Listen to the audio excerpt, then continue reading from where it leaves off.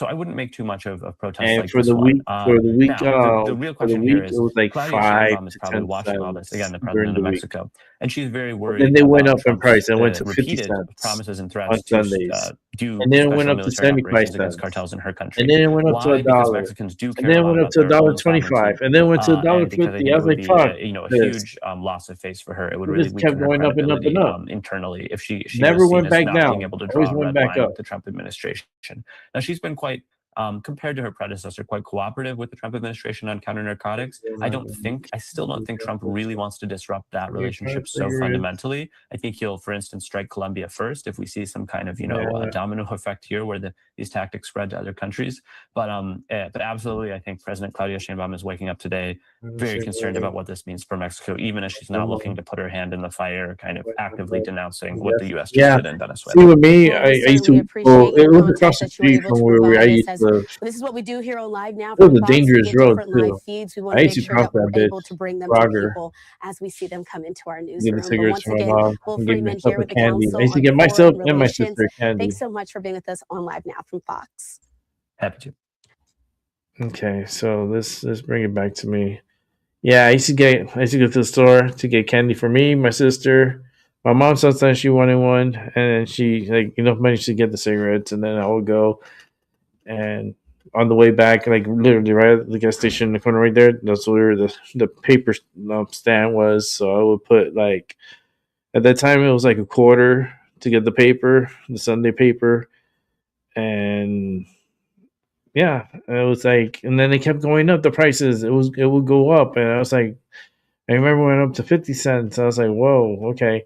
So still, it's under $1. Put 2 quarters, get the newspaper. Then not too long later, they kept going up in the price, man. It was fucking crazy. It was the Miami Herald. I used to live in Miami, so it was just wild. I remember the weekdays. It was like from 5 cents, it went to 10 cents, and then it went to 15 cents, and I was like, what the fuck for the week too?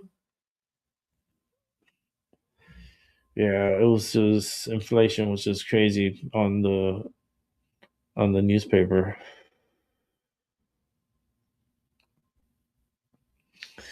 Shit, $3, the cheapest newspaper. Shit,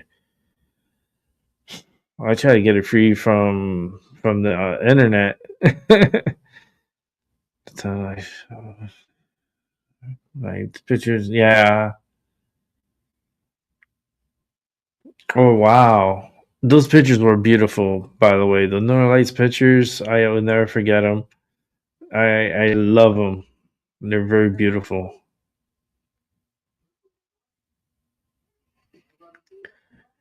The CT Post, okay. Bridgeport Post, and went to CT Post. Yeah, mine was the Miami Herald down in Miami. Damn, Miami, Florida.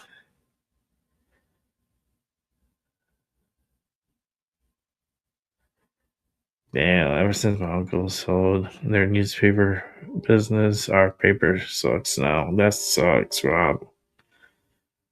More ads than news stories. Right, they give you all the coupons. You go you open it, it's like a flood of fucking coupons come fly at you. Like, what the fuck? And like, oh, give me my coupons. I gotta clip my coupons. it's double coupon Sunday. Like they would clip their coupons and religiously, especially the oldies, they love their coupons. All right, let's keep it moving. We still got more to watch. It's all about Venezuela today. U.S. military went in again with some civilian agencies, if you will, probably the FBI. The CIA did some prep work on the ground, we know. But the U.S. military went in and was able to neutralize any opposition force and also go into the presidential compound, pluck out Nicolas Maduro and his wife without suffering a single American casualty. As Lucas Tomlinson reported earlier, there was one helicopter that was, or one aircraft, I should say. We don't know that it was a helicopter that was slightly damaged, but it was continued to be flyable afterwards. Senior strategic analyst General Jack Keane joins us now. General, give us your assessment of the operation that U.S. forces pulled off here last night. Well, you got a sense of how complicated and comprehensive it is with the chairman's, brief description and summary of it. But it certainly begins with intelligence itself. The mission was attempting to capture Maduro and his wife. I mean, obviously, we had another option, which reduces the risk considerably, just to destroy the compound and people in it. Obviously, that would be Maduro and his wife. But they truly wanted to capture him. They wanted to bring him to justice. They wanted to have a trial. They already had an indictment. And that increases the risk, obviously, for the troops that are participating. But it's really the intelligence that permitted us to select that option. Because Maduro knew for weeks that this kind of an operation was a potential. And he was doing everything he can in terms of where he was staying, not the same place over multiple times, changing his habits. But even in changing habits, there's always a pattern, John. And our intel guys picked up on that. And we have other sources than just visual. All source intelligence is being used here to gather information on what is happening, not just surveillance, but listening, penetrating cyber, penetrating phones, the rest of it. A huge capability here that was able to track Maduro and with some assurances know where he would be and whether we could get in there and get out safely. The scale of the operation is all about getting the ground force in safely and extracting it out safely with helicopters. So what took place here? Multiple command and control sites were hit. And why is that? To destroy orders being given to reaction forces. Radar sites were hit. Air defense systems were hit to obviously fire at our helicopters or our fighter jets. Dude, there'd be so many Multiple coupons. I Army remember bases my were mom hit going for through obvious those. reasons. No reaction force able to respond. Air bases, Yeah, I multiple hate across the digital entire width coupons. and It depth drives of the me country were crazy. hit for the same reasons. I No like it takes response the against our genre fighters or of helicopters. cutting the And coupons then with selected scissors. naval I remember bases. my mom Over doing it. She time, would put me to do the it. scale of the operation She's will like, become see the known, lines? even if the Cut Pentagon at the doesn't lines. release it, because social media, She would put me to neighborhoods, cut. everybody knows what's happening, taking videos of it, and will see the breadth and depth of it. But the chairman certainly outlined the significance of it. And what makes this operation possible, in addition to the intelligence and our ability to Oh, deal with Lord. these Even complicated, when you're not comprehensive working, that's operations, crazy. is who the people are that are doing it. The intelligence That's of the funny, people, the Terry. imagination of the people, and then the boldness, daring, and courage that they have in executing these operations and the skills that go along with all of that. It is truly a brilliant Yeah, operation. you have to spend And when we see these $25. things, we have a They're tendency to getting take them for $5 granted. off. And it's You so better true what the know. president said. Nobody else can do this on Like, the you scale earn the that we $5 can do for it. the next And it purchase. really is quite remarkable. It is reminiscent. It's like when you spend $5, you earn $5 on your next purchase. No, it's So reminiscent let's of say the if your raid next that purchase captured is Osama bin Laden, $20, well, you have a much $5 broader in off scope. that Yet, purchase, you know, so those it's defense $15. mechanisms that you talked about were all I targeted think and people don't disabled. understand that. Yeah, well, with bin Laden, it was Right? a matter of just getting in there without being I detected. know I'm right, and Terry, then once man. detected, get out of there as I used to quickly as work possible. We took in no action that type against of Pakistani industry. forces, and we Like, weren't going to intend to do that unless they you don't fired upon understand. It's us. like, So that operation, well, certainly bold and I daring, just don't. didn't have the complications that this operation had as well. But look at the implications here are really great for the Yeah. Israel, the Venezuelan people. 5 years. 27 What's years, if you up? package together Chavez and Maduro. That's Think good. about that. 27 years they have had their grip on this country, and they systematically destroyed it. And now the opportunity for the Venezuelan people is just nothing And you would think short people of will remarkable. understand by I'm now, assuming because we'll that's not something transition to new elections. that The Walgreens Venezuelan does. That's been around for a Constitution long time. actually has You a know, when you provision for an purchase a unforeseen certain amount, transition of power sometimes you get where a the coupon. vice You get a president coupon is that the says, look, interim on your leader, next and that's who the Trump $25 administration has purchase, selected. you get a And I'm assuming we'll $5, eventually you transition know, to off elections on your next and have a purchase, duly right? elected But they don't read that to a part, democratic system. next purchase. But Assume they'll go power in in the there and be country. like, oh, I got And $5 we've off. seen It what says those at the hat candidates if I can spend be, and who 25, was I the get candidate $5 the off. last time It's like, in Teresa no, Machado. that But $5 that's is the for your pathway next ahead, and purchase, what a next remarkable in-store day that will purchase. be Yeah. for the Venezuelan Like, people what the after fuck? I multiple don't have to fraudulent play with you, elections. bitch. And then I'm the telling region, you. John. Read the I mean, fine print. the implication for the region, we have opened the door to a paradigm change in the He's like, region, Rick is reading my not mind. just Fuck, against that's so narco fucking awesome. trafficking, I was like, not yeah. just He's like, against shut the these bitches up. Like, imposition shut of up. fentanyl, but think of these other regimes who have relationships with cartels and the pressure that they're going to feel as a result of this. I think over time, we're going to Yeah, see it's the like you don't government know. changes taking place Like, let me as a explain it result to of you. It's like, elections.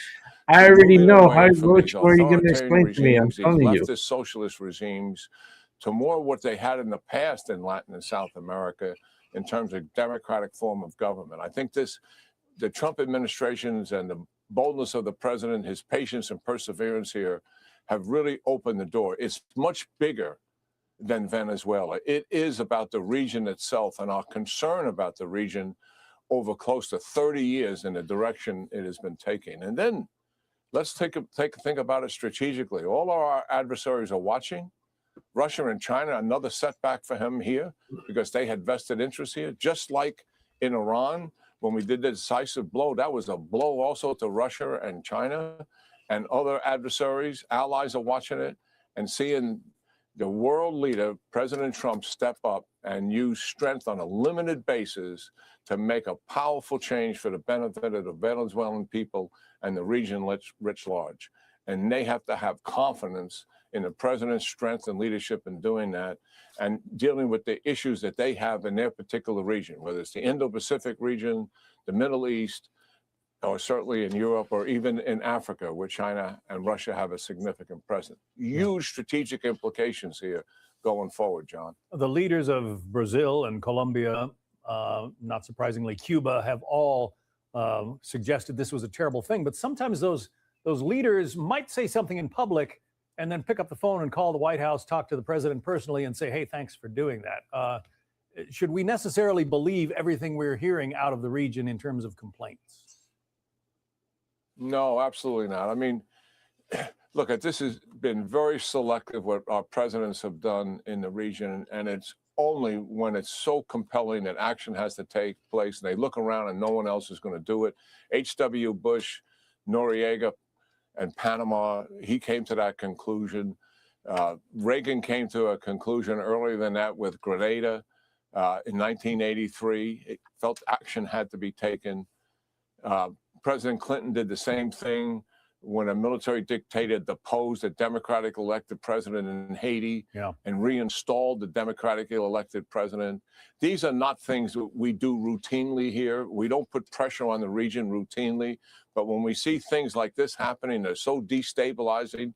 Millions and millions of people here are affected by this. I mean, there's 27, 28 million people in Venezuela. Somewhere in the neighborhood of 5 to 8 million left because of Chavez and Maduro. This is such a plus when you just focus on the people and what it means for them in their everyday life. They have a much brighter really quite future. Significant. They sure do. Yeah, General Jackie, our Fox News senior military analyst. We appreciate it. That's funny. Hey everyone, I'm Emily Campagno. Catch me and my co-hosts Paris Faulkner and Kate. All right, let's keep it moving. We still got a few more to go.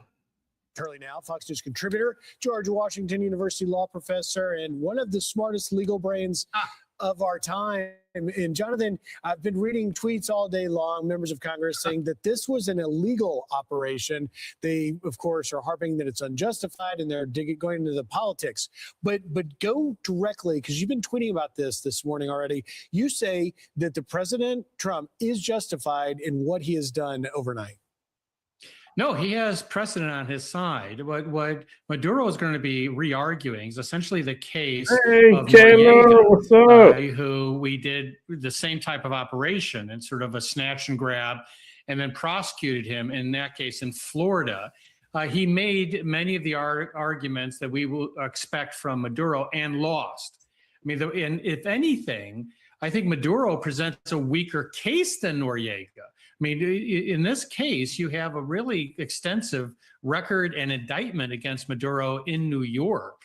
And, you know, when the Vice President Rodriguez in Caracas says we want proof of life, you'll get that. So you'd be looking at them like they're crazy. He's going to be there in a New York court to answer for these that charges. crazy look. And the charges are, of course, very serious. You know, the United States government has traced various accounts, not just by Maduro, but his henchmen in foreign banks. And they've always alleged that Maduro is at the head of a drug cartel that's pouring drugs into the country. So I think that this is going to be legally accepted by the courts, that they had a right to do this. There's obviously going to be challenges, and I don't want to say that something can't be a jump scare or pop out that we'll have a problem with. But Noriega is powerful precedent for this action. Well, if we're looking at a trial where Joe defends himself, and I assume that he will, we're looking at a pretty massive trial, on par with some of these other giant sort of international kind of terrorism trials that we've seen over the years. And obviously that kind of thing becomes wall-to-wall coverage. It winds up being, playing out dramatically in our political sphere. Walk us through what you think that could wind up looking like. Well, you're going to start with threshold challenges that are going to be, as I noted, much like Noriega's challenges, that he was a head of state and had immunity. That's going to be a big problem because he really wasn't the head of state if you ask the people of Venezuela. So the United States and other countries did not recognize that he was elected. To the contrary, they believed his opponent was elected. And instead, they viewed him as a usurper and drug lord. So making a head of state argument is not going to be very, I think, credible in a court of law. But you also had some other arguments that will be made. I think those will fail. And then you're going to be looking at questions of proof. There's a lot of evidence here, and it can become messy. I've done national security cases that were based on foreign intelligence, and I was on the defense side. And you challenge a lot of that stuff because obviously when you're gathering foreign intelligence, you're not doing so for the purposes of a criminal case. So some of that evidence is going to have to be hashed out. But there is a considerable amount of evidence here that they're going to have to address. And even if they lose much of it, they still have a pretty darn powerful case from what we can gather from the 2020 indictment. So this is going to have great ramifications. It's also going to have ramifications in Venezuela because what was described in the 2020 indictment is a comprehensive criminal enterprise that involved a couple of dozen of high-ranking military officers and political figures. Many of them are still in Venezuela. I expect that some of them are going to be interested in cutting a deal. Right. But as this indictment goes forward, they are going to be scooped up as co-conspirators. President Trump is, especially during his first term, he actually often likes to move quickly. But one of the things that I don't think gets talked about enough in the first year of the second term is the degree to which President Trump has some very, very smart lawyers working for him throughout his administration. They have done a lot of homework, and I think they did a lot of homework between the first term and the second term, where they lined up a lot, and I don't think they get enough credit for this, where they line up a lot of the legal arguments that they need to lay the groundwork so that they can do things, whether it's with the border or a case like this, where when it comes to game time in a courtroom, they've actually laid the groundwork. No, that's absolutely right. Since 2020, the government has said, we're coming for you. We don't recognize you as president.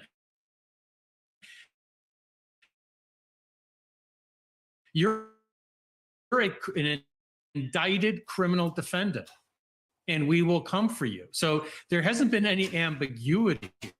And it states that he had a sort of unblinking mission against someone, even someone who falsely claimed a lot of Washington, D.C., but he may have just renamed the Monroe Doctrine the Trump Doctrine, because this is really the Monroe Doctrine on steroids, and it's going to have an impact on other countries. And the one that obviously is going to be most concerned with is, of course, Cuba. But as we sort of deal with this case, as it unfolds in New York, you're going to have a lot of names coming up who are still out there. And I think you're going to find those people are very likely going to want to cut a deal. The United States says there is really billions of dollars that have been funneled off by Venezuelan officials as part of the proceeds of this criminal enterprise. That money is also going to be clawed back by whoever, hopefully, from the opposition will take over Venezuela.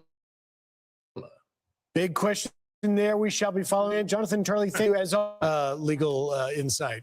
I'm Steve Ducey. I'm Brian. Okay. Let me set up a couple of videos here I want us to see. And then we're going to watch some Tyson De La Cruz. So Let me just put this together. Do some resizing. And I want you to see, I did this earlier. I think I did this on the second show because this is my third show today. So on the second show, I showed the differences between Florida and New York City, and how the people are reacting to Maduro's getting captured.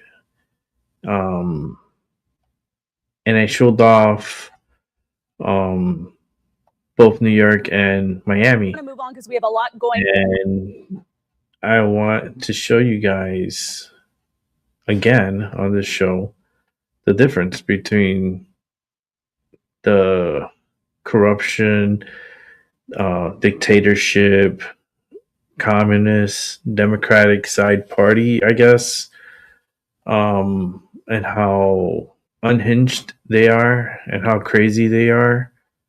So here are the fucking audio again. Fucking StreamYard. I can't stand you guys. I really can't. All right, let's see. Here we go. So we're going to spot the difference, okay? I did this earlier today, and we're going to do it now. You're going to see the difference between New York City and how they're acting, and then we're going to take a look at South Florida and how the Venezuelan people are acting. Here we go. Counter protests unfolding across Manhattan as the local community reacts to the capture of Venezuelan President Nicolas Maduro. Hundreds of demonstrators flooded Times Square for what organizers called an emergency rally, protesting U.S. strikes that resulted in the capture of Maduro and his wife. I think it's really important for us to come out here and strongly show Real quick, how they that made we this oppose line. this war, that we oppose the American imperialist drive toward war.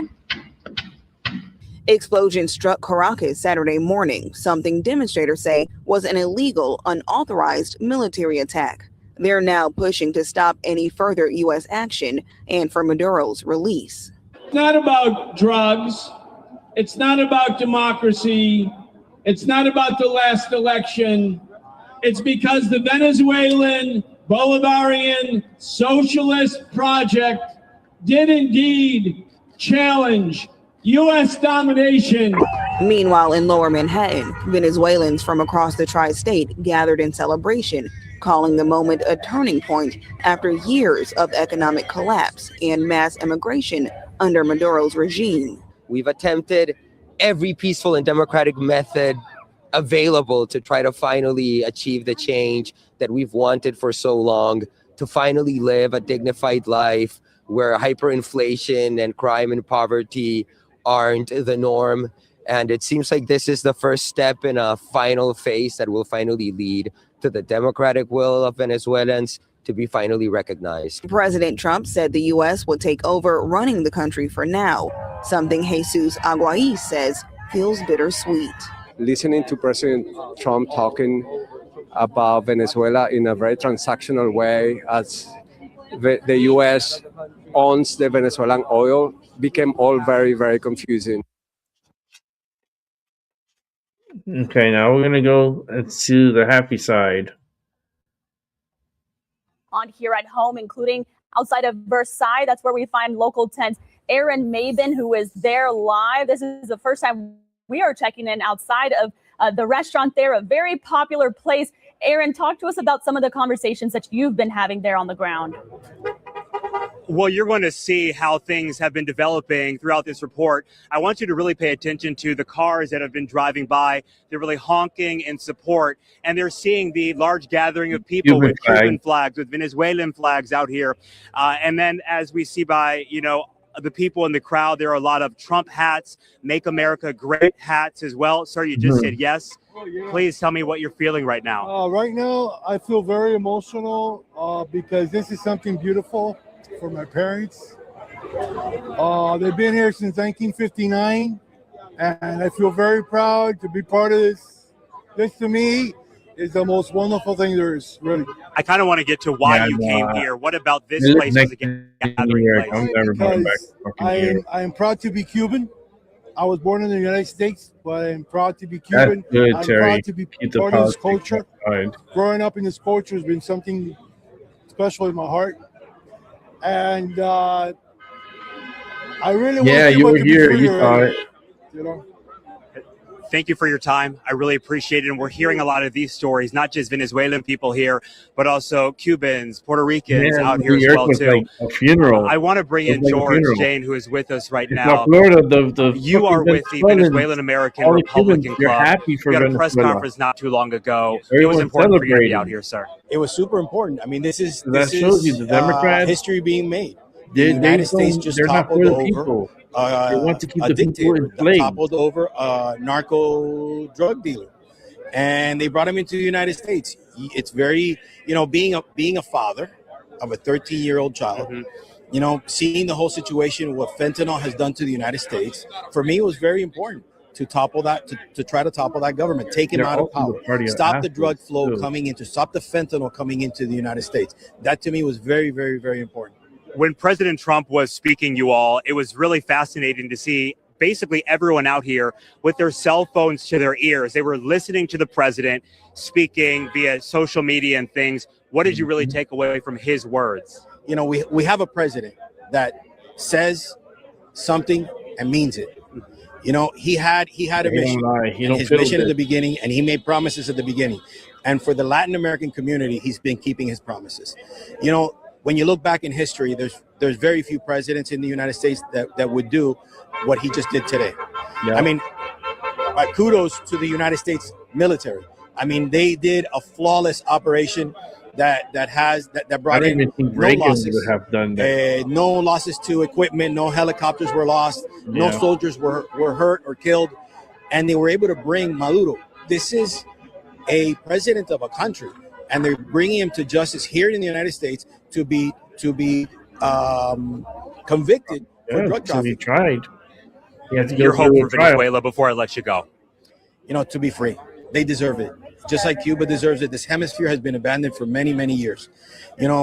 We've true. seen Venezuela, we've seen Cuba, we've seen Nicaragua fall into the hands of the dictators that are there. This is a start. So there's optimism. There's a tremendous amount of optimism for all of Latin America. George, thank you so much for your time. I really appreciate it. Before I send it back to you all, not too long ago, Carlos Jimenez was out here. He said that he is proud of President Trump and also proud of Marco Rubio. We're live in Miami. Aaron Maben, Local 10 News. You see what I mean? They're proud. Like they're proud of what they've done, and they're thanking them. Like, thank you. They're so appreciative. Like, let me see. Where's the party? I want to go to the party because they have a party. Like the Cubans and the Venezuelans, they're hand in hand. They work together. In the meantime, they're like, here we go. Let's bring out more positive energy. We need more positive energy. So let's have some party time. the Cuban community is standing in solidarity with the Venezuelan people here in South Florida. President Trump has hinted this should be cause for concern for Cuba. CBS News Miami's Maribel Rodriguez is your reporter live in Little Havana as the crowd grows. Maribel, you talked with many people about this historic moment. I sure did. And as you all know, and as we know here in South Florida, whenever something big happens here, where do people go? Of course, here Versailles. And take a look at the crowd today. They are not disappointing. This is how it's been all day long since the news broke of I've been to that Maduro's restaurant capture. before. The crowd has just gotten bigger Many and times. bigger. Take a look. You have flags from Cuba. You have flags from They have good Venezuela. coffee. You have flags Like, from all of Latin like America. tostada con And café y also, not leche. only do you have all these flags, but you have families who are here. Some There are coffee families, with, generations. like Not only were they breaded- born in like Venezuela, toasted bread. but many who were born Like here their and are bread. hoping to go back Oh my and meet their God. home country. So good. So good. At Versailles restaurant in Little Havana, Venezuelan I and want to Cuban go back flags together in just to do like a solidarity and hope food, of freedom. A lot of us want to go back. like a food trip to visit go our down to country, Miami and I want just my to go son eat. to visit the place that I was born, the way Like a that I left foodie, it, freedom. Because that's what and then just that's what document Trump it is giving us, freedom. and show you Once guys. again. This reaction from the Venezuelan and Cuban American community after President Donald Trump announced the capture of Venezuela's president Nicolás Maduro and his wife Celia Flores. It means a lot to the Venezuelan people, to the Cuban people, to the Nicaraguan people, I think to Latin America, that a murderer and a drug trafficker is already not able to continue to repress its own people and to send drugs into the United States. Early Saturday morning, many waking up to the news that's hit home to the thousands of Venezuelans living here in South Florida that for years they've been waiting to hear. We hope that this continues not only in Venezuela, Cuba, Colombia. We want to see Colombia free also for Petro. That's another narco terrorist. And we hope that Trump continues to do that. And we love what he's doing to the country. Hours after the news, Cuban American activists gathered at the Assembly for a Cuban Resistance, sharing their thoughts of what this means not only for Venezuela, but also for Cuba. It is a two-headed monster. So that regime, which oppresses Venezuela and which oppresses Cuba and which sucks the life out of Cuba and Venezuela, has been dealt a very heavy blow. So this will also benefit the Cuban people in their fight for freedom. It's our fight. It's our struggle.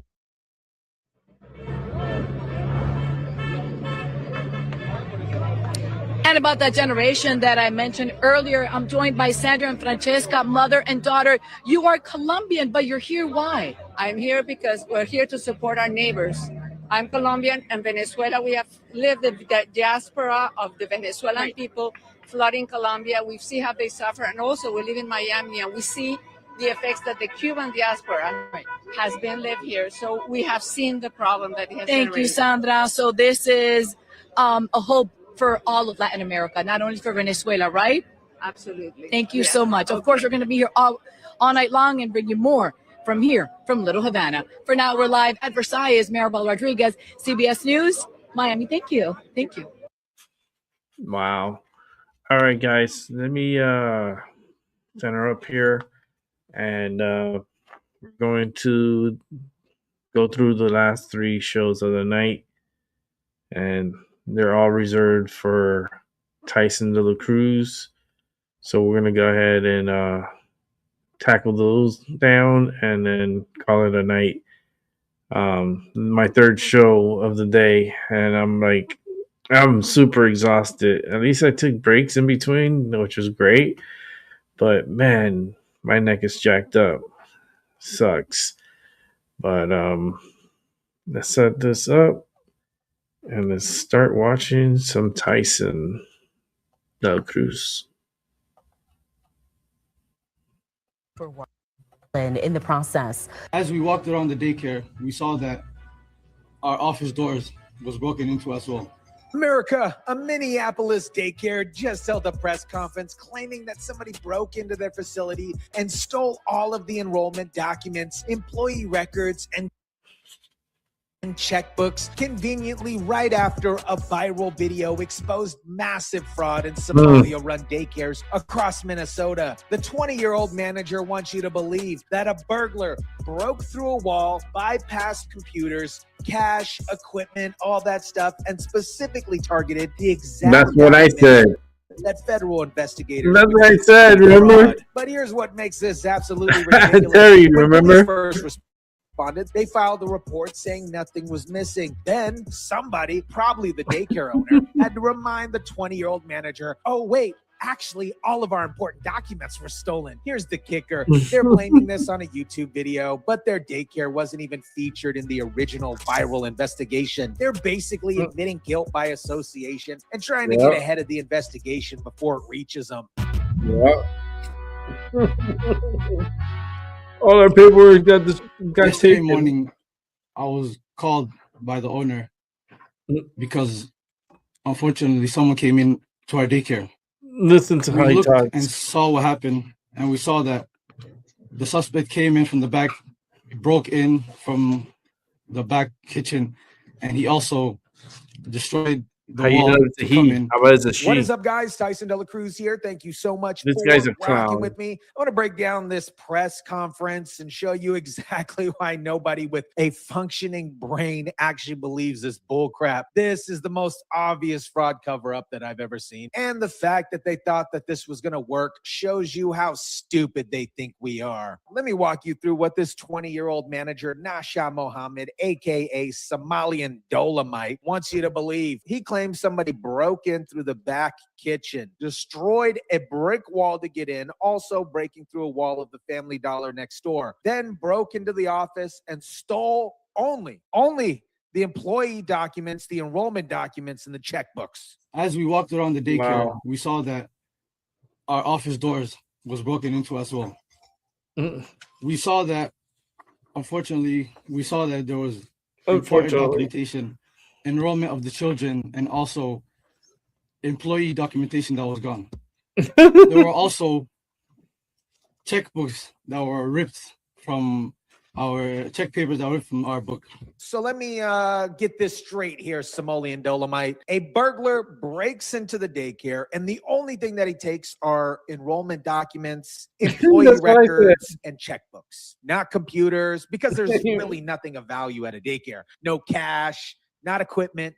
Just miraculously, amazingly, the exact documents that federal investigators would need to come knocking with a search warrant. Maybe, guys, my bad. Maybe it is true. Maybe a person did break into a daycare and that person just so happened to steal the information about licenses. I need to get and the new children. glasses. I don't know how Actually, many I'm gonna go break-ins check. happen at daycares in the United get, States, but I would assume get it's my probably glasses. not many. I Why need would new glasses. someone want to break into a daycare and steal paperwork? I guess the same reasons leprechauns look for gold.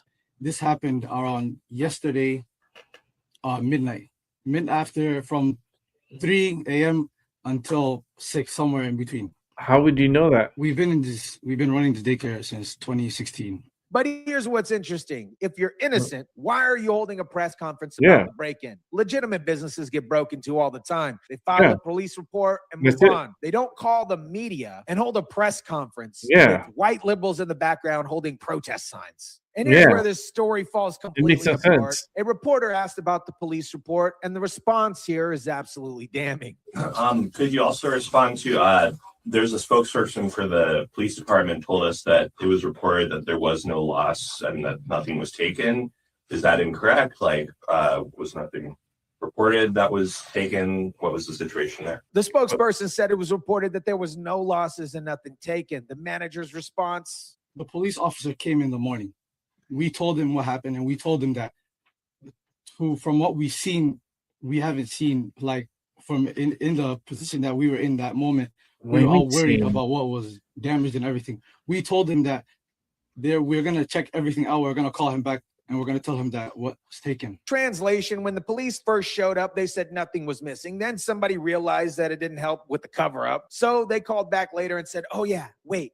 Actually, all of our fraudulent documents were stolen. Now let's talk about Mary, the short-haired white liberal woman who goes up speaking right after 20-year-old Somalian Dynamite goes and does his bullcrap speech. Because, of course, every time that there's fraud, waste, and abuse in this country, you will find a white liberal woman defending it till the end and calling anybody who questions it racist. Anybody holding a sign up is guilty as fuck. My name is Mary Solheim, and that is spelled MarySolheim. You can't see any of the signs what they're written on. Only the one that's written in black. I'm here today to support Nokomis, the child care center, the teachers, the families, and their children. What happened here is absolutely unthinkable. She says what happened is absolutely unthinkable, and it is the direct result of inflammatory rhetoric from the federal administration and half of Minnesota legislators. Mary, quite contrary, is very concerned with the federal government and freezing childcare funding for the entire state of Minnesota. She said 20,000 kids can't access childcare and 4,000 programs won't get paid. But here's what she's not saying. just maybe, if these programs weren't committing Where's the massive line? fraud, the Fuck. federal government wouldn't have to freeze funding. Now, here's where the priorities become crystal clear. While this press conference is supposedly about break-ins, they make sure to include reassurances that they don't share information with ICE. This is devastating news, and we don't know why this is targeting our Somali community, as one video made by a specific individual made this all happen. But here's the reality, What? Somalian How dynamite. can you The assume that? Somalia community isn't being targeted. Fraud is being exposed. There is a difference. We are not a part of any harmful things that are being said. We have no problem with CCAP, and our licensing has been good. The reporter checked their profile on Minnesota's Department of Human Services website and found that they haven't committed any fraud according to public records. They have minor violations, but remain in good standings. But here's what this doesn't tell you. If the fraud is sophisticated enough, obviously it's not going to show on public records until after a federal investigation. Now, when federal investigators show up with the warrant, they can say, sorry, we'd love to cooperate, but somebody broke in and stole all of our records. This, my friends, is the oldest trick in the book. Destroy the evidence and claim it was stolen. And yesterday was our daycare. Tomorrow might be someone else's. We don't know. So this has to stop. This This guy is coordinated. an This idiot. is planned. He The looks like fact Puff that they Daddy brought white liberals son. in the background with racism signs shows you they're using the same playbook that's been used to protect fraud in blue cities for decades. Yep. America, when a daycare wasn't even in the viral video, holds a press conference claiming somebody broke in and stole only their enrollment documents, employee records, and checkbooks while leaving computers, cash, and equipment untouched. You're not looking at a crime. You are looking at a complete cover-up. Watch Yep. for more break-ins at Somalia daycares across Minneapolis with all the same story about their stolen documents, because when federal investigators come knocking, they'll claim all the evidence was destroyed by mysterious burglars who only stole paperwork. Let me know what you think about this. Drop it down in the comments section down below. Smash the like button if you kindly would. Share, subscribe, and as always, guys, I'll catch you on the next one. All right, thank you, Tyson. Great upload on that one. Like, it's incredible. These people, like, how do they stage a break-in? And then how would they know? Because I covered this story the other, what was it, yesterday? And I was thinking the same thing, right? Okay, so they needed some really good tools to break in through a concrete wall. And then they had to cut out some metal, I guess, as part of the wall. Cut the sheetrock, and then get into the facility, right? And then once you're in the facility, it's dark. Do you know where the light switches are? Do you have a flashlight? Most likely you do. You go inside, and where are you gonna go first? What are you looking for? Breaks into the office, and we're to find out he went and grabbed a list of kids, the registration of the kids, and all the information about the employees who work there, and the checkbook. Of course, the checkbook. They took checks or whatever. Who writes checks these days? These days, everything's all digital. So who's writing fucking checks these days? So, like, their story sounds very fucking weird. It's like super fucking weird. I mean, they're con artists. They're really good. They're good at it. They fooled a lot of people for a good long time, and we're suffering the consequences of everybody's delusion. We got taken over by the Somalis. It's crazy. I'm waiting for that civil war. The civil war is going to happen between the Somalis and the blacks and the whites too. It's going to be like it's not going to be good. It will be a civil war, but it's not how you think it's going to be. It's going to be mostly more like the blacks against the Somalis than it is the whites. The whites are really like the innocent party here. They get blamed for anything and everything. So, it's crazy times. All right, let's go ahead and set up the second of Tyson de la Cruz. Enjoy. found to be high risk by the auditor. If the $24 billion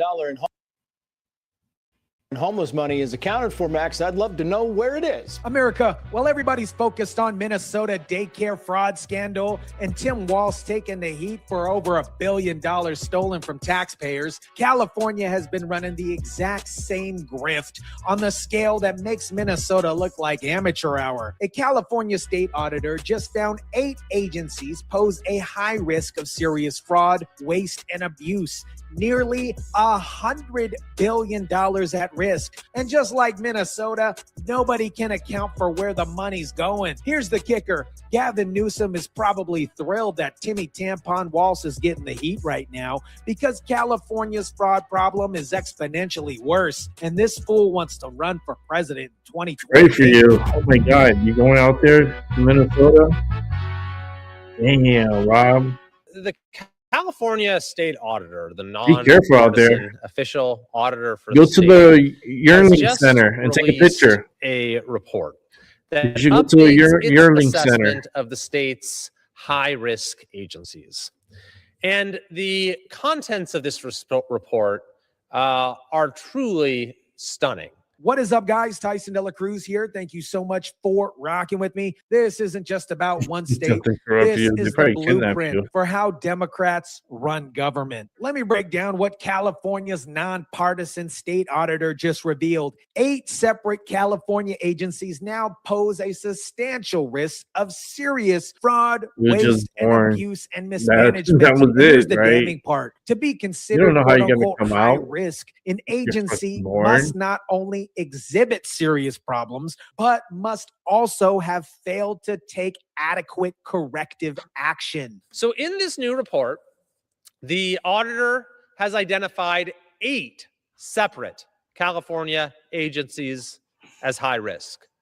4 of those 8 have And joined you're the getting ready club, for this dubious tonight's distinction, recording. during the Newsom I hope administration, you guys are watching my including the Pokemon newly added card this opening. year Department of Social Services. Think about that. The longer Newsom has been in I've charge, been the opening worse the fraud Pokemon problem has gotten. pack These aren't every new day. agencies that just started having problems. I'm gonna try These to are see how long I agencies can that were take already opening. struggling I would like under to do the Newsom's whole year. leadership. They got even worse. Pretty Among pricey. the findings as to why these various agencies $5 are a considered pack, high risk you know, are that but I'm massive trying to payment do errors in our CalFresh a program video could every now day, a cost short the every state day of an opening. $2.5 billion in federal funds. Medical been getting eligibility repeated- problems, repeated continuing it. to make payments to people who don't meet income thresholds or who have left the state entirely are putting billions more at risk. Continued fraud and overpayment in unemployment benefits are costing billions after a massive $32 billion fraud during C-19. And get this, the state sold has their missed own people 6 to the straight white deadlines people. for its annual comprehensive financial You know, report. but they tell 6 history straight otherwise. deadlines. That's how This puts people get California's confused credit when you rating get and federal liquidity. funding at Oh, risk. my But reparation. Gavin For Newsom what? keeps claiming California is the model of effective government. This fool has lost his damn mind. Now let me connect this to the bigger Oh, picture yeah, that go nobody's try to talking about. go over to the California has Yearling approximately Center. 200,000 You go to NGOs. Those are Yearling non-governmental Center organizations and receiving see if you can enroll your kid $600 and do a billion video. in revenue annually. And, That's and, just and, California. and they're gonna come New York has packing you. 122,000 Oh, what are you doing NGOs here? with No. 446 You got billion the flowing puppy, through got the it. puppy. Get out. Pennsylvania has This private puppy. 85,000 Look at NGOs that. Look at with this thing.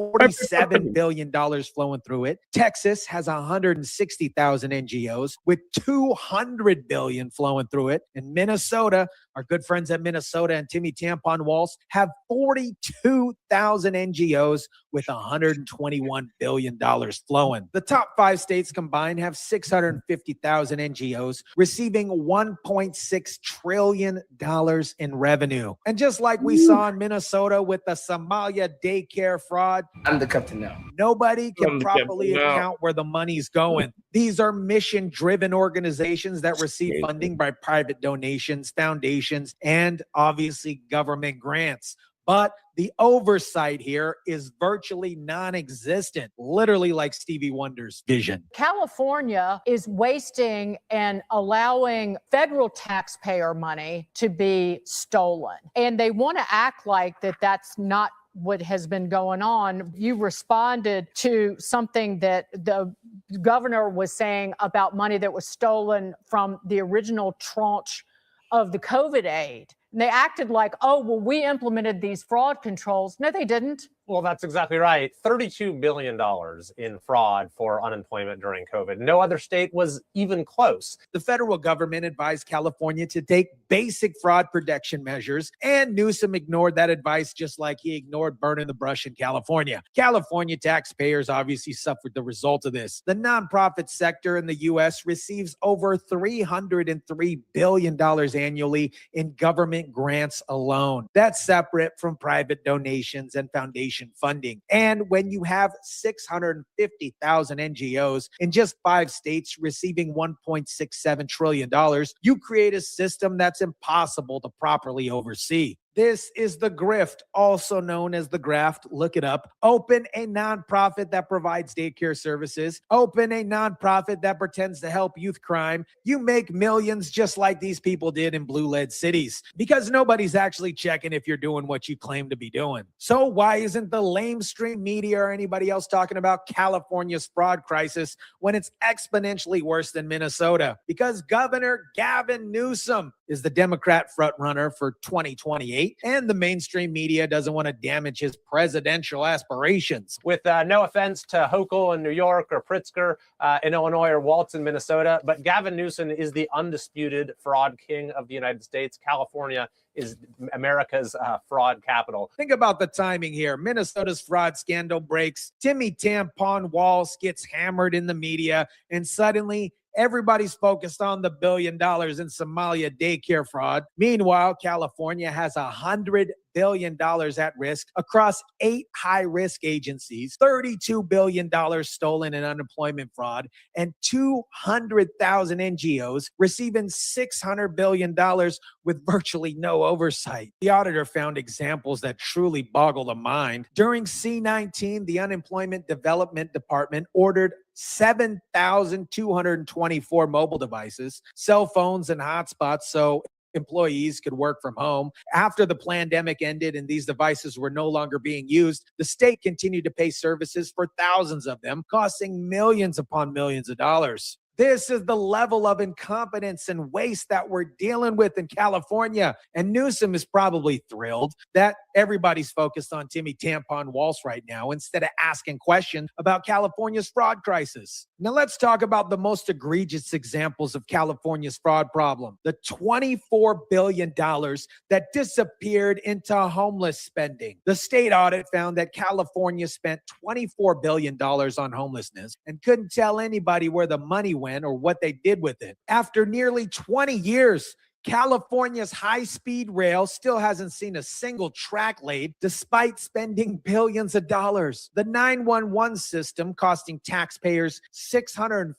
million before the state had to scrap the whole project because the technology wasn't working, and the $24 billion in homelessness spending. The homeless population in California increased substantially. Half of the unsheltered homeless in this country now reside, get this, in California. Think about that. California spent $24 billion on homelessness, lost track of where the money went, couldn't prove that they helped anybody, and homelessness just keeps getting worse and worse. That's not incompetence, my friends. That is a system designed to funnel money directly to organizations while the problems actually never get solved. And while California can't account for $24 billion in homelessness spending, they're rolling out the red carpet for illegal immigrants and providing benefits that American citizens can't access. The priorities here couldn't be clearer. This isn't just a California problem or a Minnesota problem. This is the Democrat governance blueprint playing out in every blue state. Create massive government programs with billions and billions of dollars of funding, establish thousands of NGOs to administer services, eliminate oversight, and when auditors start asking questions, claim that you're working on reform. Worst case scenario, blame Trump. He did it. California has been running massive deficits in recent years. The top 1% earners account for up to 50% of tax revenue. When you send those folks out of state because of taxes and terrible governance, the entire financial setup collapses. For 4 straight years, California led the nation in outbound U-Haul rentals. California's population had continued to grow since 1850. It was only when Gavin Newsom, as governor, it began to decline. People are fleeing because they can't afford to live there. And the ones that are leaving, they aren't just regular folks. They're high earners who fund the entire state budget. California has the highest poverty rate in the United States, the highest unemployment rate, and most of the people leaving are leaving just because they can't afford to live here. But Newsom keeps claiming California is the model for the nation. This is his entire shtick as he prepares to run for president. He wants to take this scale of fraud, waste, and mismanagement on a national level. No, God, please, no, no. Now let's talk about why this matters for 2028. Gavin Newsom is positioning himself as the Democratic frontrunner for president. He's been traveling the country, doing podcasts, raising money, greasing up his hair, building relationships. Congressman Kelly said California sacrificed so much, pay the highest in taxes in the country, yet California citizens get the least in return. He's calling for accountability for agencies and political leaders who refuse to reform state government to more appropriately serve the citizens. But here's the reality. If this audit came out during a presidential campaign, it would be devastating for Newsom. 8 high-risk agencies, $100 billion at risk, $32 billion in unemployment fraud, $24 billion in homelessness spending, just disappeared. 200,000 NGOs receiving $600 million with no oversight. And this celebrity lawyer, Alex Spiro, who's previously represented people like Kim Kardashian and Elon Musk, who picked up and left, Mr. Musk did, has penned a letter to Gavin Newsom warning that, quote, it will trigger an exodus, this wealth tax of capital and innovation from California. And our clients have made clear they will permanently relocate if subjected to this tax. So Newsom is facing the perfect storm: fraud crisis, population exodus, budget deficit, and now his wealthy residents threatening to leave. And his solution? Run for president and try to do the same thing to America as he did to California. The lamestream media will hammer tampon Timmy Walz because he's not running for president in 2028, but they'll protect Newsom because he's the Democrat establishment's quote-unquote chosen candidate. It's the same pattern we saw with the Hunter Biden laptop. The media will cover up anything that threatens their preferred candidate. And here's the beautiful part for Gavin Newsom. He can point to Minnesota and say, see, we're cracking down on fraud, while California's fraud problem is exponentially worse. This is the grift. Create massive government programs, funnel billions of dollars to connected NGOs, eliminate oversight, and when somebody exposes the fraud, make sure it's a state that doesn't threaten your presidential ambitions. America, while Timmy Tampon Walz takes the heat for Minnesota's billion-dollar daycare Somalia fraud operation, Gavin Newsom is running a $100 billion fraud operation in California that the media refuses to cover because he's their 2028 presidential frontrunner. Newsom doubled the number of high-risk fraud agencies during his time as governor, but he wants to take this model nationally. The mainstream media will protect him by keeping the spotlight on that tampon in Minnesota, because exposing California's fraud crisis will destroy Newsom's presidential ambitions before they even get started. Let me know what you guys think about this. Drop it down in the comment section down below. Smash the like button if you kindly would. Share, subscribe, and as always, guys, I'll catch you on the next one. All right, let's go ahead and get ready for the last video of the night, and that's reserved, of course, for Tyson. So let me set this up and let's watch and enjoy. 20 people are currently in jail. Police say some of them are also connected to a murder for hire plot that was foiled by officers. America, Miami police just took down a coca trafficking organization so dangerous that they My were hometown, orders to protect their Miami. operation. Over 22 kilograms of coca seized, more than Yeah, a lot of drugs in Miami. in That's cash for damn recovered. sure. And here's the kicker: detectives disrupted a murder for hire plot. This operation, called El Primo, Operation Cousin, exposed an organized criminal empire trafficking cocaine through South Florida while planning to kill anyone who threatened their business. And this comes at a time when coca in America is cheaper, pure, and more widespread than it's ever been in decades.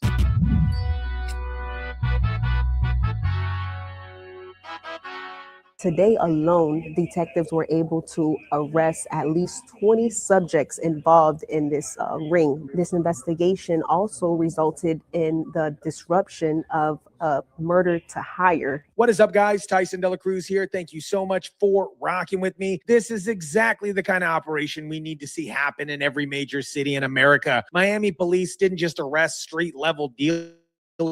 They dismantled an entire trafficking organization and saved a life in the process. Let me break down what Miami police accomplished with Operation Primo. At least 20 suspects involved in this coca trafficking ring were arrested in coordinated raids across multiple neighborhoods. But my friends, they are not done. At least 11 additional suspects are still being sought in connection in this case. They are still working to arrest more individuals in connection. The investigation dates back to 2024 and has resulted in significant seizures. Detectives recovered more than 22 kilograms of cocaine. That is 50 pounds of pure coca that was destined for South Florida streets. They seized over $120,000 in cash and multiple firearms with ammunition.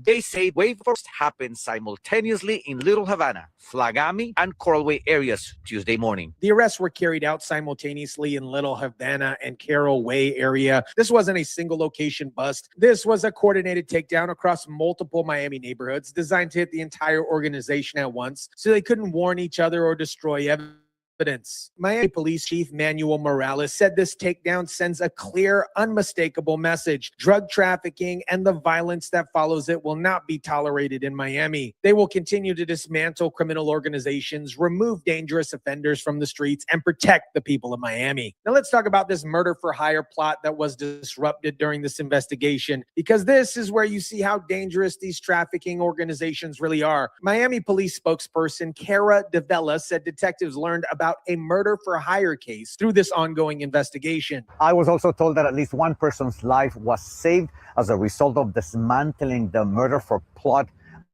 hire plot, and at least 11 more people are expected to be arrested. It is unknown when. The identity of the intended victim has not been released for their protection, but authorities confirmed that somebody was targeted for death by this organization, and law enforcement intervention prevented that murder from actually happening. I've said it time and time again, this is the reality of drug trafficking organizations. They don't just sell drugs, they use violence, they use intimidation and murder to protect their operations and eliminate any threats. When someone becomes a problem, whether it's a rival dealer, a witness, or somebody who owes them money, they don't go to court, they hire somebody to kill them. The fact that Miami police were able to identify and stop this murder plot shows the value of long-term investigations. When you take time to build a case properly, infiltrate the organization, gather intelligence, you don't just make drug arrests, you prevent murders and additional crimes and save lives. This Miami bust is happening against the backdrop of a massive cocaine crisis that's sweeping across America. Most people don't even realize how bad that it's gotten. Cocaine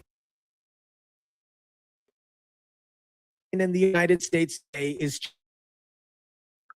pure and more widespread than it's 25, increased significantly. We're not talking about a small uptick. We're talking about a major surge in cocaine use across the country. And the regional patterns are pretty striking. In the West, fentanyl is often mixed with methamphetamine. In the Northeast, fentanyl is more often found alongside cocaine. So depending where you are in the country, cocaine users are getting their drugs laced with deadly fentanyl without them even knowing. Yep. By early 2025, although fentanyl detections fell from their peak in 2022, fentanyl-associated polysubstance use remain high, with cocaine a commonly co-detected drug. That means people are still dying from fentanyl, but now it's being mixed with cocaine instead of just being sold as fake pills. This, my friends, is why operations like El Primo are so critical. Every sees is potentially hundreds of lives saved. According to the federal indictment unsealed in this case, the 24 defendants, including the 20 already arrested, are charged with conspiracy to traffic large quantities of cocaine in and around Miami-Dade County and everywhere else in the Southern District of Florida. The 8-count superseding indictment charges each defendant with drug trafficking, conspiracy, and related offenses. The defendants formed what investigators describe as an operational organization specifically designed to traffic cocaine throughout South Florida. Apparently, these individuals were involved in an operation or organization to traffic cocaine. This wasn't a loose connection of independent dealers. This was a structured criminal organization with defined roles, defined territories, and operations. Some members handled transportation, others handled distribution, some managed the money, and some apparently handled enforcement through violence and murder for hire plots. The investigation involved undercover narcotics detectives from Miami Police, along with the FBI and the Miami-Dade State Attorney's Office. This multiple agency approach allowed investigators to build a comprehensive case that targeted the entire organization from the top to the bottom. The investigation started as far back as 2024. Police says they seized more than 22 kilograms of cocaine, over $120,000 in cash, firearms, and ammunitions. The U.S. attorney on this case said this particular indictment reflects months of coordinated investigative work by federal agents and the City of Miami Police Department under Chief Morales' leadership. They targeted a large-scale cocaine trafficking conspiracy operation in South Florida. If convicted, several of the defendants face up to life imprisonment. Others face up to 40 years in prison, and some face up to 20 years in prison, depending on their specific charges and criminal history. The indictment also contains general forfeit allegations seeking the forfeit of proceeds and property traceable to the charged offenses. That means that the government is going after everything these defendants bought with the drug money. We're talking about houses, cars, jewelry, bank accounts, everything. Miami Police Chief Manuel Morales made a powerful statement about what Operation Primo represents. He said this takedown sends a clear, unmistakable message. Drug trafficking and the violence that follows will not be tolerated in Miami. Chief Morales said he's extremely proud of the narcotics detectives from the Special Investigators Section and grateful for the hundreds of hours of tireless, often undercover work that led to this safe and successful operation. This is the kind of leadership we need in law enforcement. Chief Morales isn't making excuses. He's not blaming society or poverty or lack of opportunities. He's holding criminals accountable and praising the officers who risk their lives to protect their community. They said it's the second wave of Operation Primo, which included undercover detectives, FBI agents, and the state attorney's office. America, Operation Primo just showed us what happens when law enforcement has resources, the leadership, and political will to go after drug trafficking organizations very aggressively. 22 arrests, 11 more suspects being hunted, over 22 kilograms of cocaine off the streets, a murder for hire plot disrupted, and at least one life saved. But here's what this case really exposes. Cocaine in America is cheaper, purer, and more widespread than it's ever been in decades. Consumption increased significantly between 2019 and 2025 and is now being laced with fentanyl, turning every line of cocaine into Russian roulette. The 22 kilograms seized in Operation El Primo could have killed thousands of people. The murder plot that they stopped would have claimed at least one more victim. And the 11 suspects being hunted right now are probably trying to rebuild what Miami police just destroyed. This, my friends, isn't over. It is just the beginning of taking back our streets from these criminal cartels. Let me know what you think about this. Drop it down in the comments section down below. Smash the like button if you kindly would. Share, subscribe, and as always, guys, I'll catch you on the next one. Another great upload. This time you went out to my birth city. Yeah, Tyson's really cool. I like having him here every Thursday. Not for the holidays, because the holidays this year, Christmas landed on Thursday and New Year's landed on Thursday, so I wasn't going to let him come on here anyways. But he will be back on next Thursday. I don't know what day it lands. I'll have to check my calendar. That lands on the 8th. So, fingers crossed, we'll have him here on the 8th. Um, but yeah, it's Operation Primo down in South Florida, nabbing a lot of these, majority probably Cuban, because there's just a lot of individuals that were sent over through the rafts and their boats. And Florida has this policy, the wet foot, dry foot policy, that if there's however form of transportation you get here, if you touch the sand, if you reach the beach and touch the sand, you get to stay here. But if they catch you in the water, then you have to be deported back to your country of origin. And that's only for Cuba. For the Haitians, it doesn't matter if it's you're on land or in the water, your ass is getting deported back. Like, it's just so weird. I mean, I think they need to eliminate that wet foot, dry foot policy and just say, listen, you come here illegal, you got to go back. And a lot of Cubans are illegals down in South Florida. But let's not talk so much about the Cubans. They have good food. I'm not going to lie. Cubans, they know how to fucking cook. Oh my God. I've been to plenty of Cuban restaurants in South Florida, and they never fail me at all. Like, their food is always delicious, always on point, especially that white rice with black beans, and you get some fried pork chops and some mauro, which is the yellow plantain. It's like sweet plantain. I know I'm making you guys hungry, and I'm sorry. It's just I got a little munchy. I had some. I had enough to smoke, and I got a little dessert for myself, and I'm ready to go to bed. I don't know about you guys, but I had a good time. And they should do that to Nancy Pelosi. Everything she bought with her insider trading should be seized. Yes, they should do. That's why I'm saying they're like dragging their foot in some instance. Like with Nancy Pelosi, she has like this evil like force field around her. Like, she could be a bitch diva, but then no accountability could be served by her. She can never be in trouble. She's a national monument, a walking national monument. Yeah, corrupted one. Bitch. Can't stand her. I can't stand Nancy. I'm starving. Yeah. I'm sorry, man. Uh, I like good food. I like South Florida. Like I said, it's my birth. I was born in Miami, so, and I grew up in Miami and had plenty of great restaurants, really good food.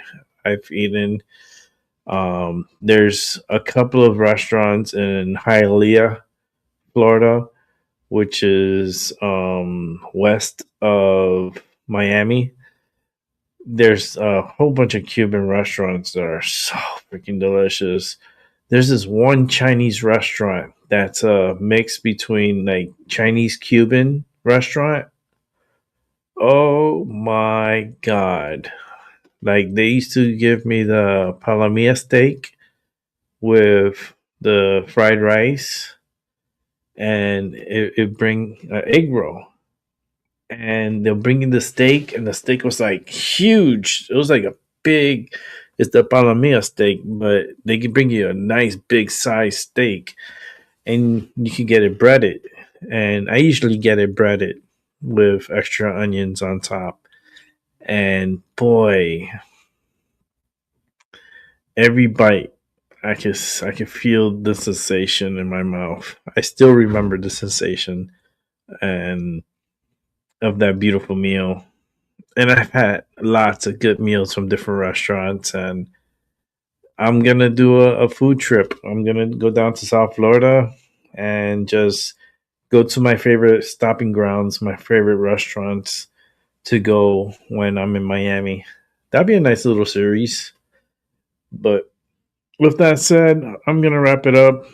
I'm gonna actually do a video before I go to sleep. I'm gonna do a short because I've been working on these shorts and trying to put a short every day um, of the Pokemon cards. I've been opening up a pack a day of Pokemon, um, and I've been okay, steady with it. I've been getting a lot of views. I've been reaching over like 3,000, 3,100 views, like 2,000 views, 1,000 views on some of them. I had did a video last night and I only got like 200 something views, so I don't know what happened that night. But I've been climbing up on the views. So I wish I could get more subscribers so we could get over 1,000. That way, the show can grow. I want the show to grow, but not too crazy, but manageable. You'll watch it? Yeah, I'm gonna do the video now. I'm playing Pokemon right now. Nice. On my way. You watching it? Oh yeah? That's funny.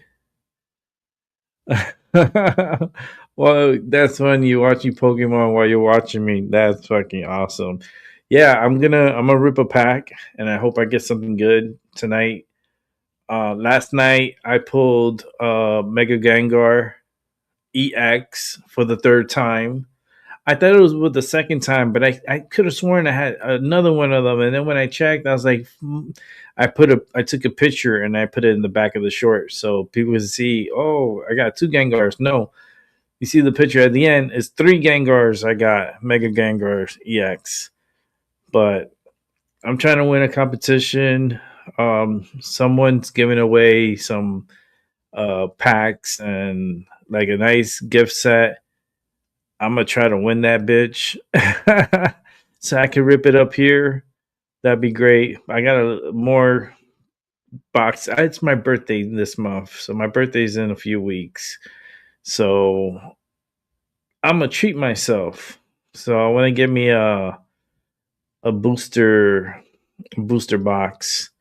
One of the big ones is like $200 something, and I want to hope if I get something good, put the investment 200 something. It's like a gamble. There's not a guarantee that you're gonna get something really, really good. But when you do get something really, really good, it could be really, really, really good, and it could make you very happy. And that's all I want to be, happy. But me and my wife both play the Pokemon Go. Nice. You gotta catch them. You gotta catch them. You gotta catch them all. But yeah, I've been into the Pokemon cards. Terry helped me out with a whole bunch of packs. I got like 11 packs from him at his Walgreens store.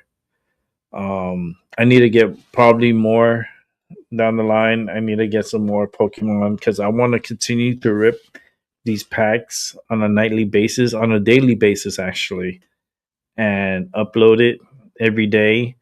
So once we hit midnight, we're in the new day. And then I'm going to record the video here right after I finish the show and then upload it and then get ready for bed because I'm ready for bed.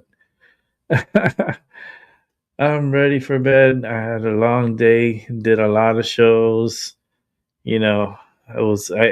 I got back on the show now because I took a shower, I freshened up, I feel good. And I was like, damn, man, I feel like I want to do more. So I went, I grabbed some medicine. I went to buy the medicine at the dispensary, and I got also some resin to put in my smoke.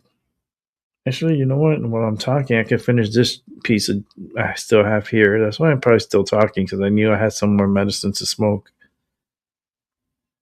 But I purchased that and I mixed it in with my medicine. It was very good, and I feel very lit, very calm, very cool, calm, collective, thinking about everything that happened today and how I woke up this morning to find out that Marudos has been arrested, has been captured, and his wife were taken out of their palace through the escort of a special service. They got him out of there, and this is history. Today's history. Shit, I did 3 shows in one day. That's history. I have not done that. I don't know if I ever done that. 3 shows in one day. Maybe 2, but not 3. But I've been opening these Plasma Flames, and they're the Mega Evolutions and Plasma Flames. And I've been, and they're just the booster packs. So you can see if I could get the. It won't let me. So there we go. So I've been opening these, and this is the one I'm open tonight. So as you can see, it's Charizard. It's the Mega Charizard. I wish I could pull him out.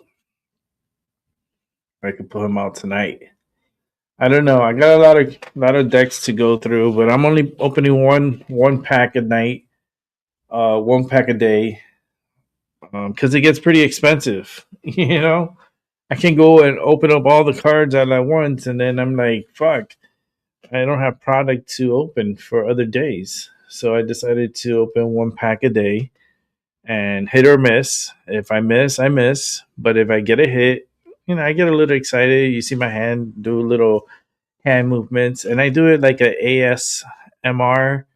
So that way I'm not talking or, I'm not narrating or nothing. I just want the natural sound of me opening a Pokemon pack, and people get to see the cards that I pull out. And if I get a hit, I say, I'm happy. You see my little hand jerking there, and they're like, oh, got a hit. And then I'll put a plastic on the hit, and then I'll put the hard plastic on after. But I'm trying to catch, good cards, and I'm going to be going to a couple of card shows that are coming here in Connecticut. I believe there's one that's coming sometime in March. I'm not 100% sure. I got to do some research on it, but I know there's some card companies, card festivals coming here to Connecticut. I believe one is going to Hartford, and the other one's going to Mohegan Sun. I believe it's Mohegan Sun. So I think I'm going to be going to those, and gotta take some money with me. So I can purchase some cards and bring them here, and yeah, it would be pretty cool. But all right, guys, I'm done. Rob, thanks for coming through. Everyone else who came through, Terry, Kayla, Albie, appreciate you guys so much. I don't know what's gonna happen tomorrow. If there's breaking news, I come on.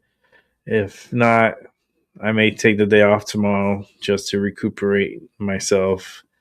And you guys have a good morning, good afternoon, and a good night. And I'll catch you on the flip side. And hang on a bit and look out for my shorts. Look out for my shorts. Yeah, look in my shorts. And you're going to see my videos of my Pokemon card openings and see if we get a hit tonight. I'm hoping. I have my wand here with me, the magical wand, and I open up. I always do my little thing to the pack before I open it, and I'm looking forward to something good.